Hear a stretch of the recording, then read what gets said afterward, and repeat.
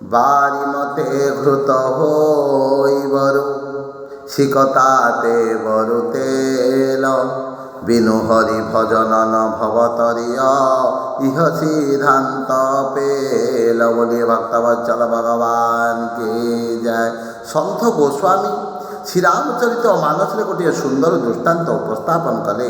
କହିଲେ ବାରି ମତେ ଘୃତ ହୋଇବରୁ ଶିକ ତାତେ ବରୁ ତେଲ ବିନୁ ହରି ଭଜନନ ଭବତରିୟ ଇହ ସିଦ୍ଧାନ୍ତ ପେଲ।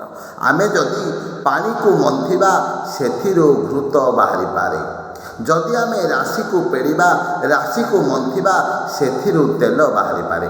କିନ୍ତୁ ରାମ ନାମ ଭଜନ ବିନା, କୃଷ୍ଣ ନାମ ଭଜନ ବିନା, ହରିନାମ ଭଜନ ବିନା କେହି ମଧ୍ୟ ଏ ସଂସାର ରୂପକ ସାଗରରୁ ଅକ୍ଳେଶରେ ନିର୍ଦ୍ୱନ୍ଦ୍ୱରେ ସହଜରେ ମୁକ୍ତି ପାଇପାରିବ ନାହିଁ।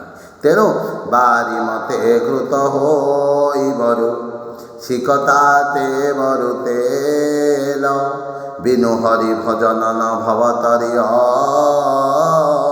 ইহ সিদ্ধান্ত পেল।